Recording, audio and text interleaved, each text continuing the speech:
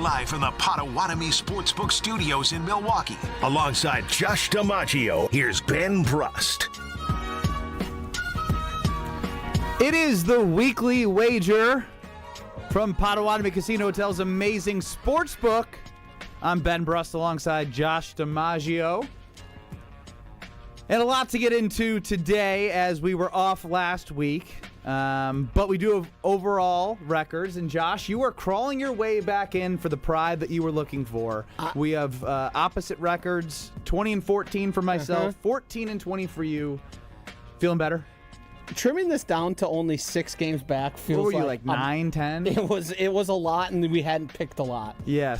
So I've had the problem is every week is now just 3-2, 3-2, 3-2 for me, but it is winning week and it is improving. At this rate, I'll be up to 500 before no time. As long as I keep staying, this would be winning if we bet every single one. 20-14, you don't get that every day when you are picking the primetime games of the week. So I'll try and keep it up, but we're here for an hour for you, and we want to make sure that we can figure out what nobody can figure out, and that is what the hell is going on with the Green Bay Packers offense.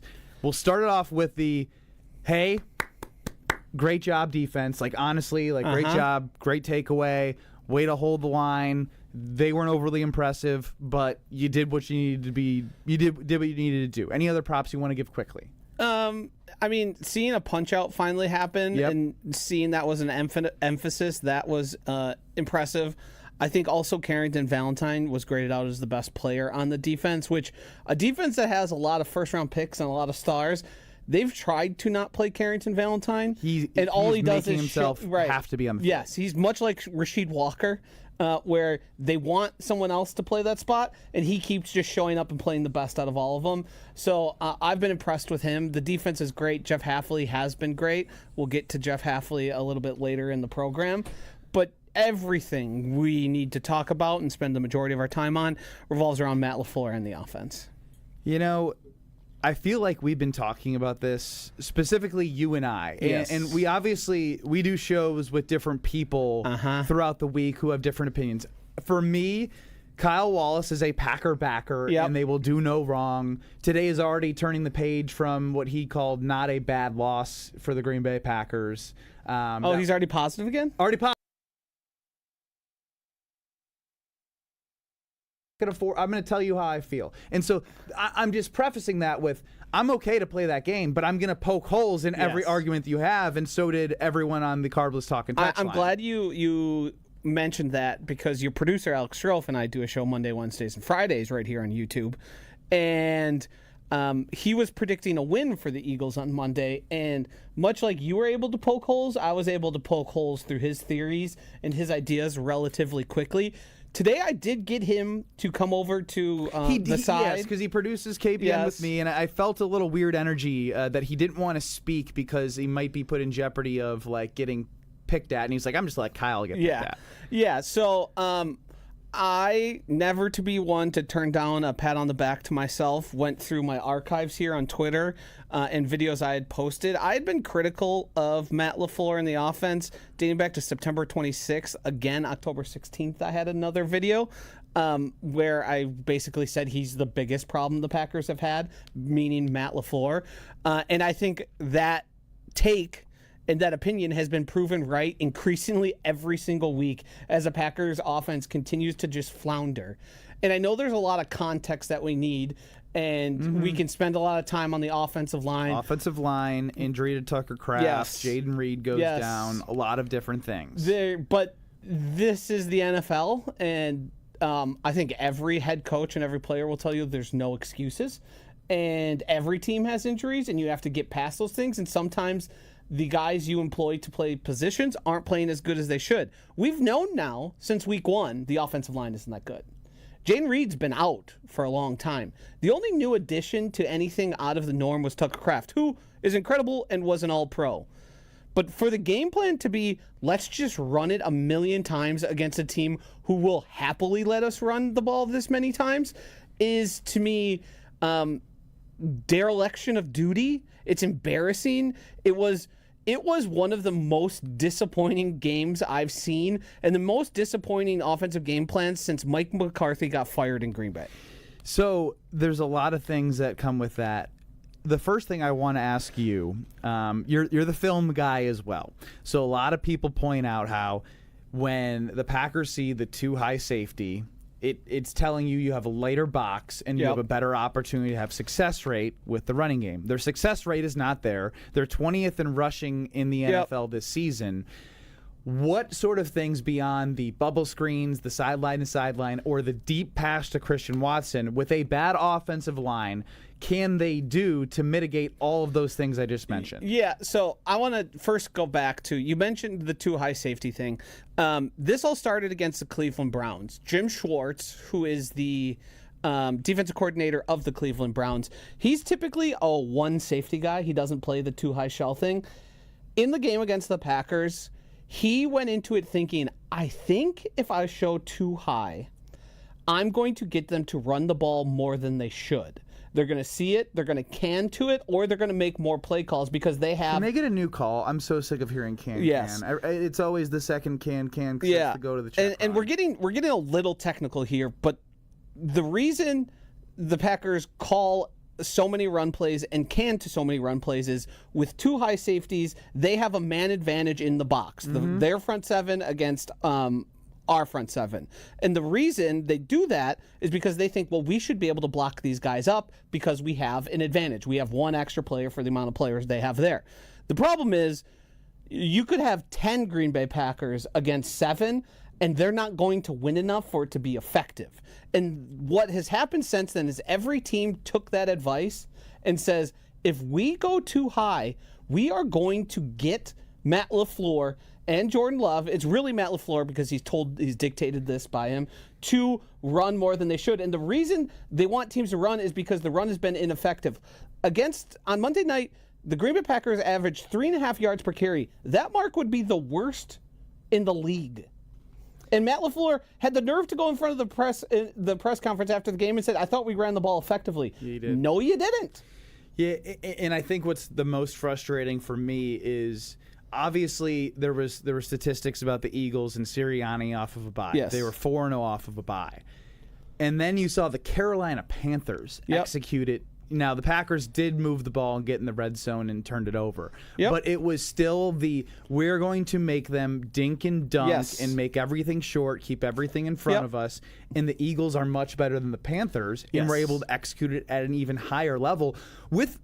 Yeah, sure, they made a trade for the Dolphins. Jalen Phillips, who was good in the game for the Eagles. But it's not like this is the same defensive front that the Eagles had that they played in the Super Bowl. Their defense has not been as good. But the Packers made them look like it was the same physical defense. Their pass game has struggled outside of going at Quinyon Mitchell. So it's just...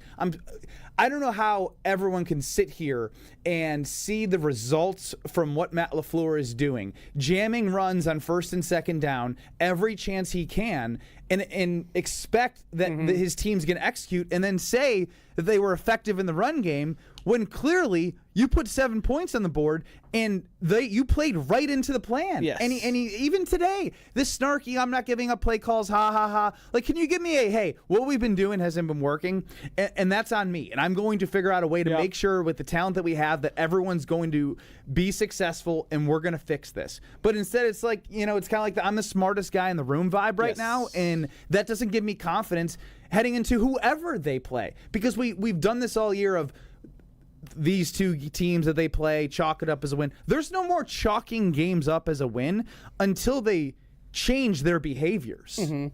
Yeah, and so there's two things that I also want to add to it. The Packers on runs in first and second down averaged cumulatively totaled -10 expected points added. That is awful. That is as bad as it possibly could be.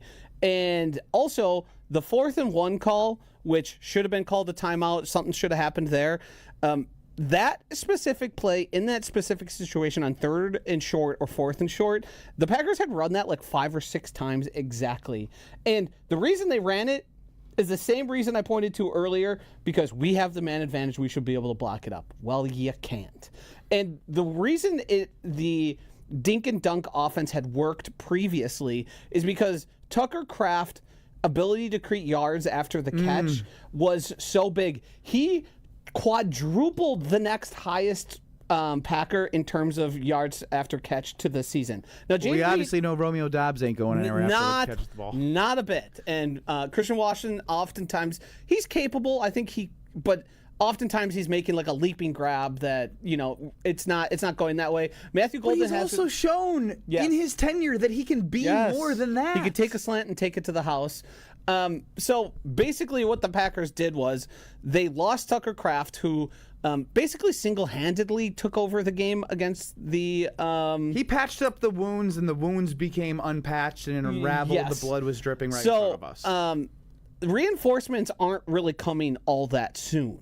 So there needs to be another plan, another way to sort of get around this and to challenge teams more down the field and to bring them out of that too high stuff is to attack the intermediate portion of the field and try and get towards the middle of the field more. So if they're going to be high and the safeties are going to be up, you're going to create them to have to try and change the plan if you're taking gouges out of that. You're not going to... I haven't seen a crossing route where you have two guys going and like the defense accidentally runs into each other. Like there's just simple things that you watch every week other teams execute, and it's not anything where you need to be really fancy. It's just mixing up what we've seen from this team, but Matt is so stubborn on what he's trying to accomplish, and they're not accomplishing it, and it needs to be a holy cow, I need to change what I'm doing. It is not working. Yeah, it's a stubbornness and it's an arrogance from Matt LaFleur. That's sort of what we've seen to this point. Is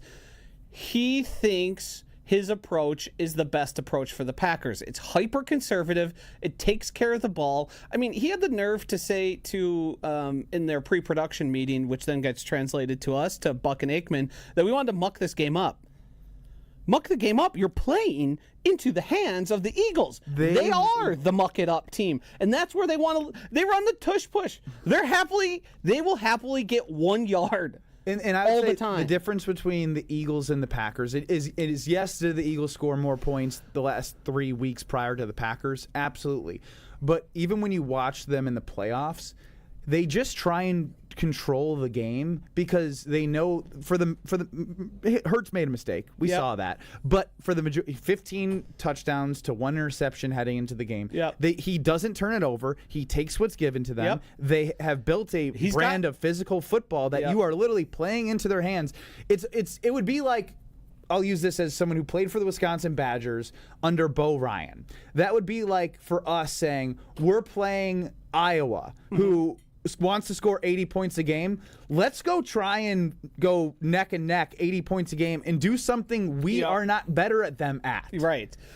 And that's exactly what happened. There's a lot of stuff with the Matt LaFleur decision making that makes you really question how he's getting out game planned. The offensive guru, the guy who at multiple parts of his career was incredible. We all remember after the Pittsburgh game, what was it now, 3 years ago, when first year Jordan Love was really struggling. And how did they get out of that? Do you remember that? They let him loose. They literally said, let her rip. Yeah. We just got to let her rip. You got to take off all the caution. You got to be let her aggressive. rip doesn't need to be throw it deep to Christian Watson. No, it doesn't have to be. And the thing that people keep trying to point to and insinuate that Matt LaFleur's play calling is not necessarily lack of creativity. It's a lack of trust in Jordan Love, which to me is complete garbage. Jordan Love, if you look at like every advanced metric, you can look at turnover ratio, you can look at EPA, you can look at completion percentage over expected, all that stuff. He's amongst all the elite in the NFL. What I think it really is Matt LaFleur and guys from the Shanahan tree really like control. They don't like quarterbacks who paint outside of the lines. And Jordan Love, at his best, is probably painting outside of the lines, taking a little more risks than they would like, and not just dropping back, hitting his progressions exactly as they need to be. Certainly Jordan Love can improve. There's times he makes bonehead mistakes. misses a guy here or there. We saw at first drives of the two pass games, he missed guys across the field open. But I think he is in such of a mode of being Yes. the robot Yes. to this system that Matt LaFleur Yes. is playing right now that he's losing the feel of the game. Correct. When you say players just go play, he's lost the player go Right. play because he's just look at the defense, here's what we want to do, here's our game plan, and he's living within that. Yes. And so there has been a lot of talk of your guy, Aaron Rodgers, of recent. And I think two can be true. Matt LaFleur helped rejuvenate his career. Yeah. And Aaron has a football IQ that is unmatched to most quarterbacks and is able to look at matchups, check out of it, and find guys that he has comfortability with. But it's hard for Jordan to find any comfort when it's in such tough spots that you have to go, all right, go to the go-to guy now because we ran on first and second down. Now we need you to go be a guy. Right. Well, I mean, do you remember the whole audible conversation and Matt LaFleur not wanting to give him the ability, Aaron Rodgers, that is, to do it? Oh, yeah, after 2019. And Aaron Rodgers just kind of doing it anyways. The difference there is when you're Matt LaFleur and the head coach and you really want Aaron Rodgers to do what you say and run the play you call, and he changes it, what are you going to say to a future Hall of Famer? And a guy who won 2 MVPs playing offense in your system. And a play that probably worked. I think a lot of times Aaron Rodgers got a play call in his head, called it, and then got up to the line and said, no, I've got a better one. And we just really didn't know about it. And it would take a lot of confidence and, insubordination to a degree from Jordan Love to do that. He's only a third-year guy. He's had really high highs, but you're not. It takes it's an unfair ask right now at this part of the season to be like, all right, here we go. Everything that we've game planned and structured our offense around.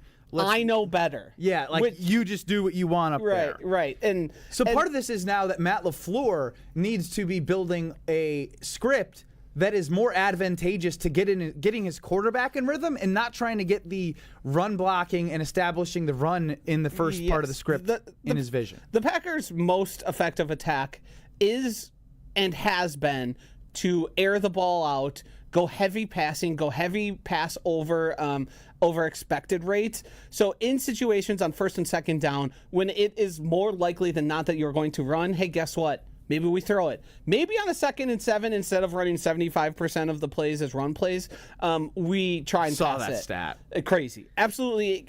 And it's very funny because I'm sure some of those were play called as passes, but then they get up to the line, they say too high safety. Guess what? We're playing a run play, and the defensive coordinator on the other side is going, you idiots. You keep doing this. Like, the book is out on what Matt LaFleur wants to do, and his degree of his conservative approach is just not working right now, and you have to just decide, bleep it. We have to go for it. This isn't winning football. We can beat bad teams more often than not, even though we lost to 2 of them now with this approach. But if we want to win and we want to achieve great things, we want to be in an NFC championship game, in a Super Bowl, we have to change what we're doing. So one thing is it's the Weekly Wager with Ben Brust and Josh DiMaggio live from Potawatomi Casino Hotel's amazing sportsbook that I continue to come back to is, all right, so you have Jordan Love, Josh Jacobs. Those are your 2 highest paid guys that you're relying on.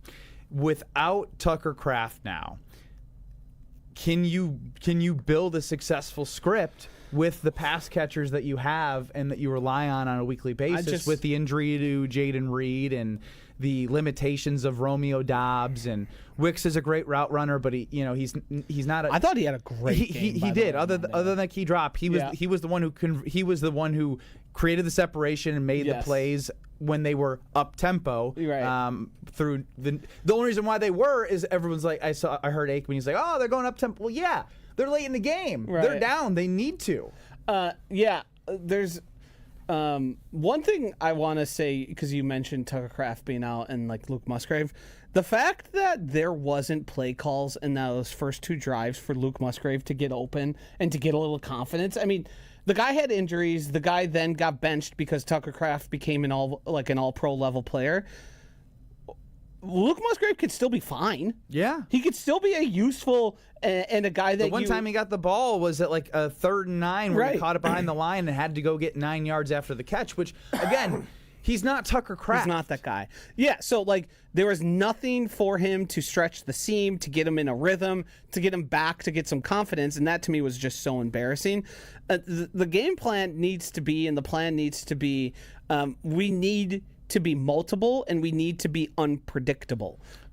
We don't need to be unpredictable in the terms of Bo Melton getting 5 targets, a guy who played wide receiver, converted to cornerback. We're asking to play wide receiver again, even though one of the biggest passes in the game on 4th down. And mind you, people are saying, well, is he actually a defensive player? Well, he's in the defensive meetings. So that's a defensive player. He may not be playing many snaps there, but maybe you should bring him into the offensive room a little bit more if that's how you're going to plan to use him.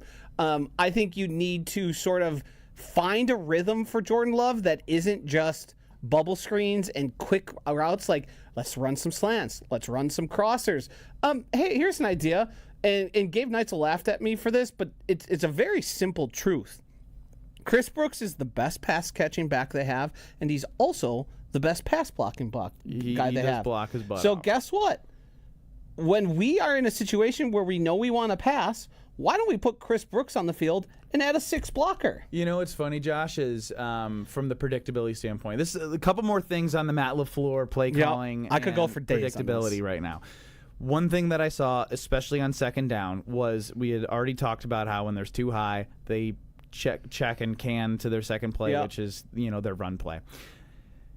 Eagles players throughout the game, and you see guys trying to read calls and whatnot, but because it is so vanilla and predictable of what they've put on tape the last 3 weeks, they're cheating it. Like, everyone's cheating it. Not just the 4th and 1 play. Yeah. They're cheating it throughout the game. Yeah. Oh, yeah. Those 2 high safeties, as soon as the ball gets snapped, they come screaming down because they know it's going to be a run, and they actually aren't worried about getting beat deep. You know what would work really great in those situations?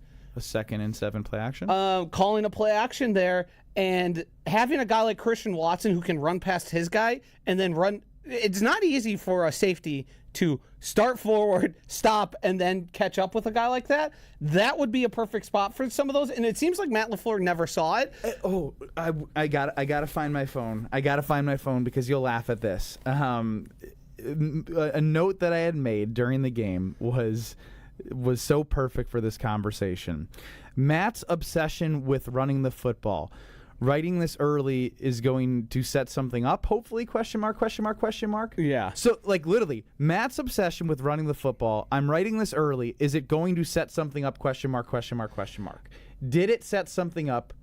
No. So, the thing about Is there an opportunity for it? Yeah, the thing about that is I would venture they called some plays that had set things up and then they just weren't executed properly, be it because of the offensive line, Jordan Love not trusting what he sees. Like, I do think, to give him a little bit of credit, some of that is out of his control. But I think what happens a lot of times is he sets something up and then it doesn't work and he goes, well, we got to try something totally different. And it's like, well, no, there's these guys worked all week on something. If they see it once in a game, they're not then going to be prepared for it. Like, there's a cat and mouse game that happens there where you can run the same exact play just out of a different formation. And defenses will be confused by it. Can we give this guy a water? Defenses will be confused by it because it doesn't look the same. Just talking about being confused, I noticed something, and Tausch did as well. Did you notice how often the Quinyon only Mitchell good cornerback, was the guy read. being? And to me, what's happening there is the Packers run such a vanilla style that has been put on tape and run over and over and over again that they're able to determine, based on formation and down and distance, who the most likely first read's going to be. Because I saw him in action against Christian Watson, against Romeo Doubs. He was against everyone. Against everyone and at all parts of the field. So either they were incredibly lucky and just wow, He was in the right spot, right time. Wouldn't you believe it? Or they have pretty good indication based on alignment and where they are. We can't even make that joke because it's not a joke, because we all know that the best corners in the league are targeted the least because of the impact they can make for their defense. Yes. I mean, the Eagles, for Christ's sake, they traded for 2 separate corners because Adoree Jackson has been so bad, they're like, we have to find an answer.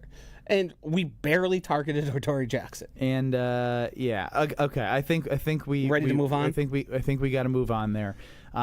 If I had to ask you, who's going to be because I'll make this about the number 1 pass catcher. I think Tucker Kraft proved that having a number 1 pass catcher can make a difference in the offense. Yep. Now it goes to who. No one's going to be the number 1 pass catcher, but who's going to be the one that you believe will make the biggest impact moving forward in these 8 games with guys coming back and whatnot? It's really hard for me to say anybody with any real certainty. I think Christian Watson is a very good option because he sort of does 2 things. He's certainly a guy that they trust and respect, a guy that they gave a contract to while he was actively coming back from an ACL tear. I think that's a guy that you need to have more involved. And I'm sure he's been on a snap count a little bit just because after such a big injury, him coming back as fast as he did, you have to sort of limit just out of safety and for the good of the team and Christian. The other one to me, which is a guy who has been, I think people are disappointed in him, but I don't think much of it has to do anything with him or how he's performed, and that's Matthew Golden. We know what Romeo Doubs is. I know for sure.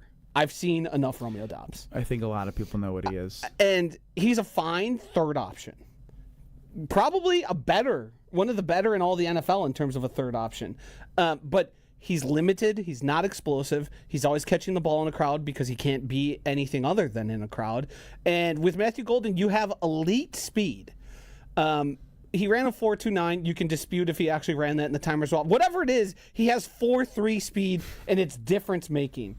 And that's a guy who, instead of forcing those like screens to, which isn't his game, why don't we just have play calls for him to maybe use that speed to get open quickly and then run away from people? Yeah, that seems like this goes into our conversations we've been having about how teams across the league, and even in the most dire situations, find a way to get their playmakers the ball in a spot where even if they know it's coming, they're going to find a way to give them we watched it with Devontae Adams, where every person in the stadium knew the ball was going to him, but he was so good at what he did, he still got open. I'm at a point now where I'm watching on Sundays, and I'm watching every other team and how they utilize their best players. And I think that's where my growing frustration comes with watching the Packers offense, is because it's like... That goes back to the arrogance of Matt LaFleur thing. That's not how we do offense. Yeah, we distribute the ball. Whoever's open. We don't, and it's like,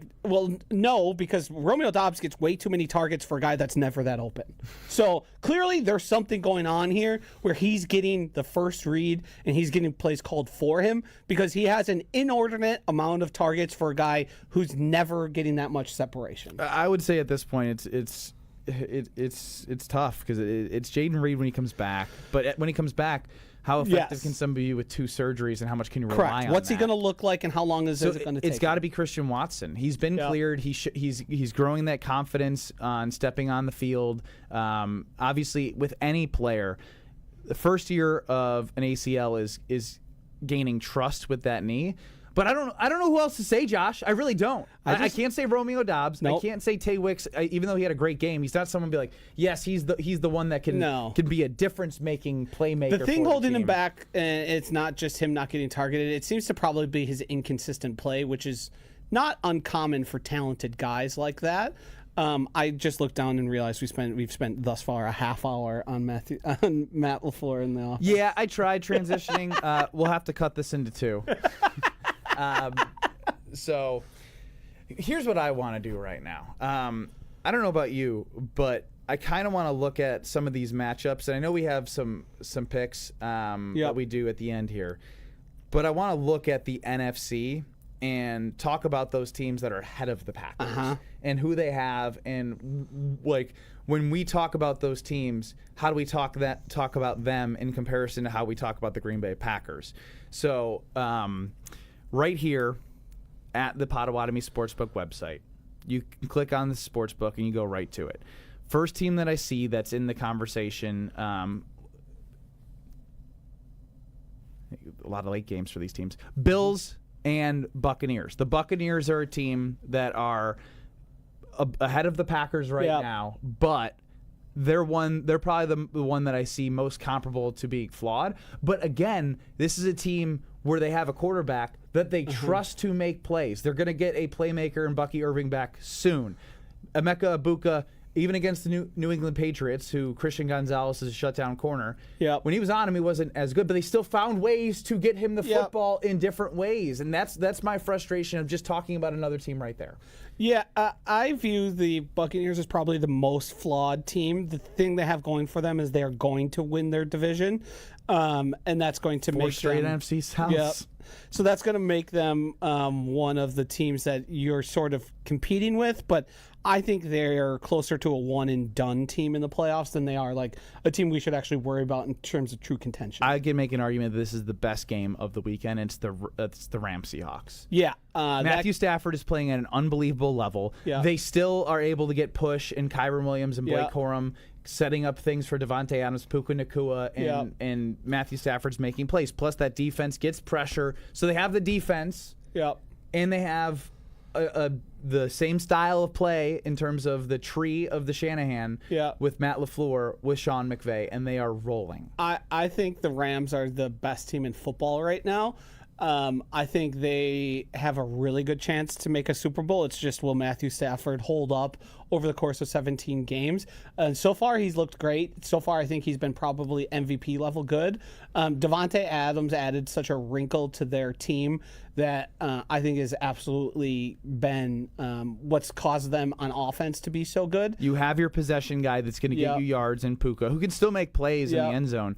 But Devontae Adams is he just know in the red zone, and Aaron Rodgers didn't improve this. He just knows how to score touchdowns. Yes, what he's good touchdown at, machine. What he's good enough. He's leading the NFL for the wide receiver position, scoring touchdowns, but he doesn't even have close to the receptions and yards as like a JSN or even a Puka when healthy. Yeah, and their defense is also excellent. I also think the Seahawks are a very interesting team, a team we probably don't know everything about hard that on we the West need Coast to. Sometimes. But they score fast, and they score a lot. Last week they had 35 points, I believe, into the second quarter. They scored their first 3 offensive drives and then returned 2 fumbles, fumble recoveries from Jacoby which is fluky, but the defense is making a difference there. It's a defensive-minded head coach. And I believe last week or 2 weeks ago they were up 28-0 but in the first half as well. So when you get that, when you have the ability to come out to that sort of lead, and Sam Darnold is, I was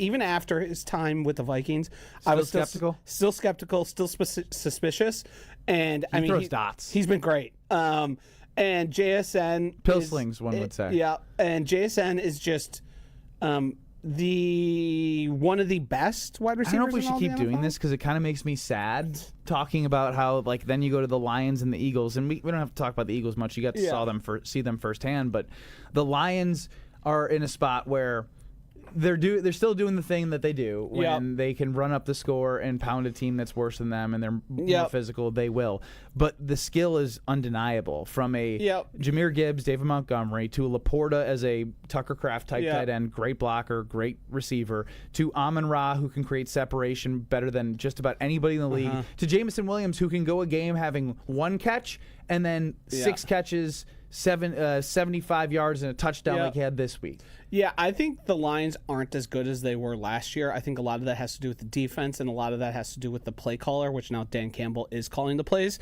I do think they're a team that you should probably almost pencil in to be in like an NFC Championship game, and if they don't get that, that would probably be a disappointment.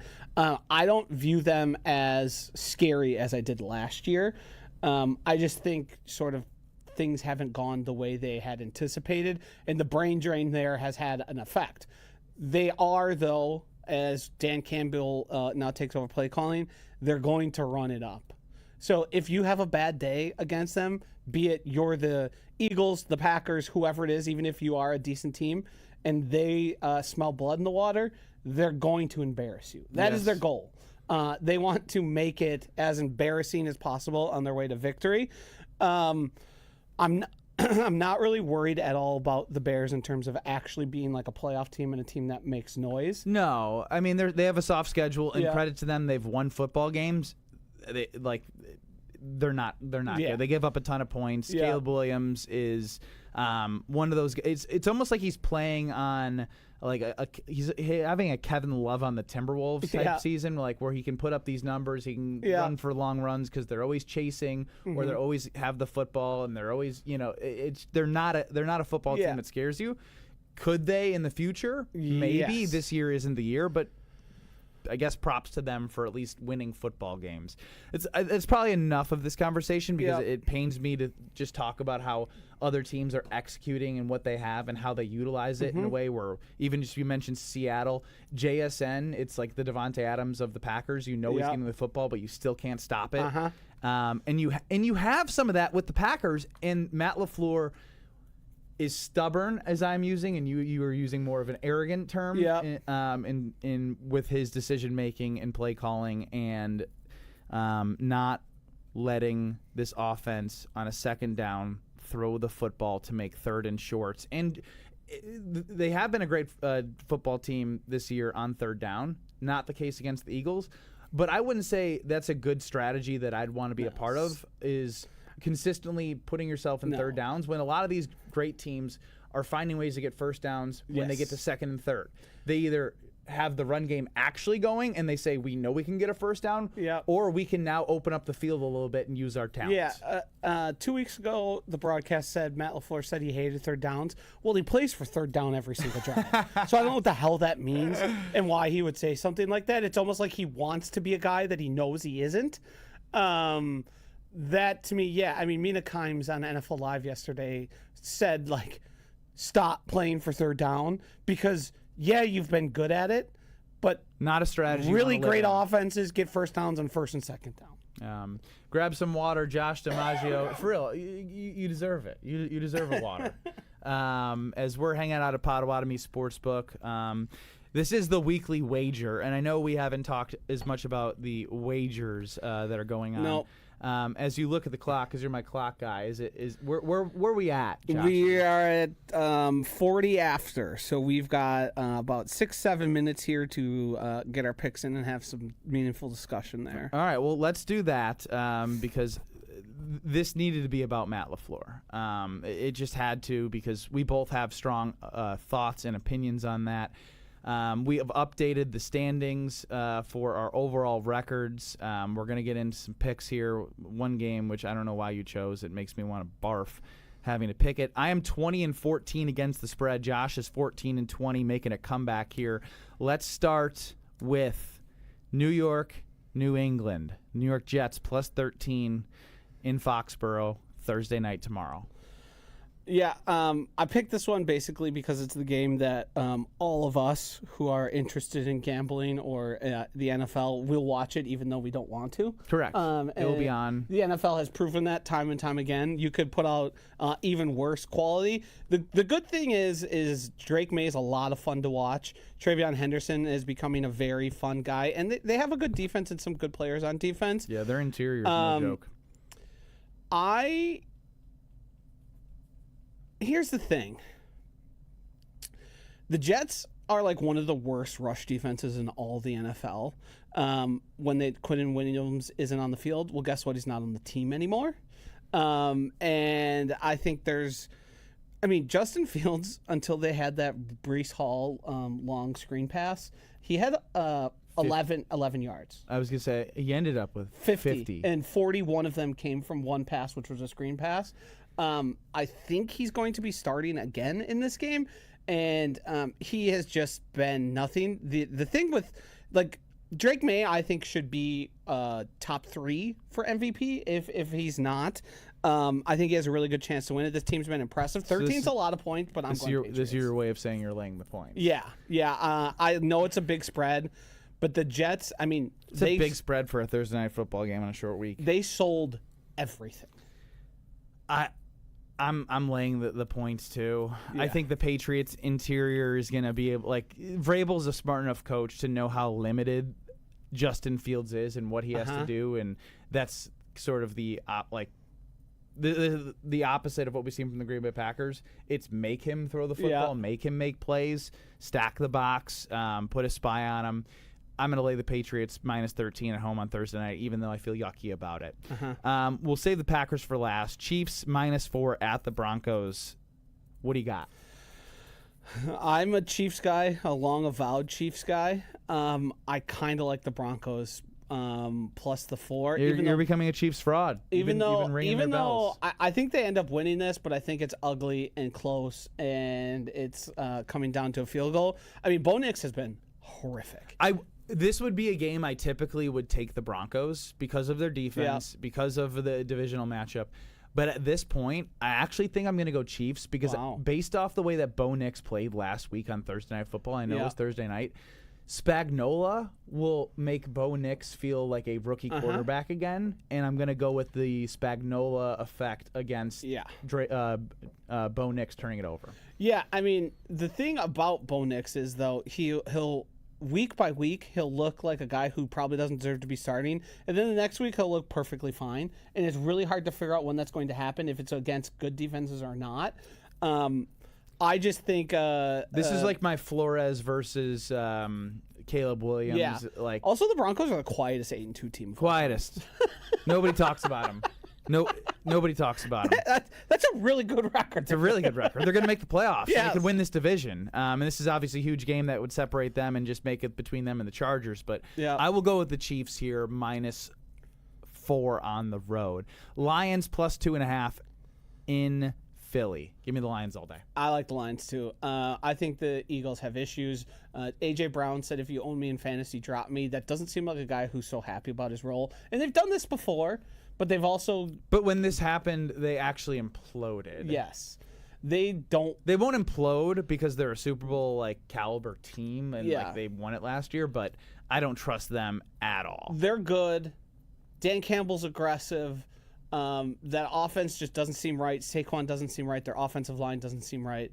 I think Lane Johnson play off his injury? Yeah. I like the Lions plus 2.5. Cowboys Raiders Monday night. Cowboys minus 3.5. I feel like they're minus 3.5 every single freaking game. They betrayed us last time. We were both on. I'm them. doing it again. Going back in. I'm going back to the well. Yeah. So we're different on the Chiefs. Is that it? Packers Giants. I think we're going to be in line on this one. Give me Giants plus points. The Packers might still win this, but it ain't going to be pretty. You've got either Jackson Dart or Jameis Winston. Jackson Dart has to pass concussion protocol, and I do not know if he's going to be there. Pretty hard to pass concussion protocol. It's getting like 50-50. As a quarterback, I would say even more so. Yes. Either way, both of those guys are guys at quarterback I'm terrified against. And they just fired their coach, and you get the post, the fired coach post. And... I'm gonna go against everything I believe in. Oh no! I'm gonna lay the points for the Packers. Oh boy! I'm taking logic out of this right now. You're a Matt LaFleur believer. Will you give me 6.5 because that's what it is at Potawatomi Sportsbook? Yeah, that's fine. I'll give you whatever it is right now. Give me 6.5. Yeah. And I'm gonna lay it for the Green Bay Packers. And I'm not even saying it's because Matt LaFleur. I just think they could force some turnovers and. This is what the Packers find a way to do when all hope is lost. They have enough talent. They'll find a way to win. It's still not gonna feel great. So I thought I told myself, even though I picked the Eagles to win, I thought that Matt LaFleur is gonna go, hey, we just lost to the damn Carolina Panthers. We just got embarrassed, and we've got this team who's eaten our lunch like the past 4 times we've played them. Why don't we just go out there and guns a-blazing and go for it? Matt LaFleur, if you listen to his press conference post-game, and he's going to want to do the same thing. They're not gonna. I don't think they're gonna be wholesale changes. I don't know how the offense meaningfully changes until Jane Reed's back on the field. I think that's fair. Like I said, I'm taking logic out of this. I'm not going to try and explain myself on this one. This is. I mean, the defense is great, and if it's Jameis Winston, he might give you 14 points. Yes. 4 touchdowns or 4 turnovers. Yes. Or all the above. We could, on Monday, show up to work on our programs and talk about how that was just a defensive one game. The offense scored 10 points, but they got the job done because the defense was so overwhelming. The big thing I'm also afraid of for the Packers is not just the coach factor and the crazy quarterbacks who can do anything. It's that the Eagles have I just saw them on TV. The Giants have a very bad run game, but I think the Packers' run game might be so bad that it doesn't really matter. And Matt LaFleur is going to go, well, we have the advantage. We have the running game, the ability to do it, and then they're going to be forced into passing with elite pass rushers, and that really scares me. Any final thoughts from the brain of Josh DiMaggio as we're live on the Weekly Wager? No, I think I got everything I had out. Do you feel better? Was this therapeutic for you? Well, this is about the 4th time I've done some version of this now. Well, this is a pretty long form. It was unfiltered. No, I don't feel better. I feel even more convicted in my thoughts because speaking to someone else who has a different perspective, you think of things differently. You brought in other things that I hadn't really anticipated. You're like, well, how do they fix it? And when you said, well, Jane Reed, but Jane Reed's not back yet, I was like, well. I know my job as the host is to make you think about these things. Yeah, and you did. And it made me realize, again, no, it's not going to change. So you became even more convicted on the Giants. Can you believe plus it? 6.5. I gave it some thought, and I determined I'm more right than I thought originally. Well, we're gonna find out. You might. Just because Josh said it doesn't mean it's gonna happen. Right. Remember that. Remember that. So this has been the Weekly Wager from Potawatomi Casino Hotels Amazing Sportsbook. Thanks for hanging out with us. We will see you again next time. Yeah, bye. Can you turn off the mics there so we're not live right now? No, the actual Comrex.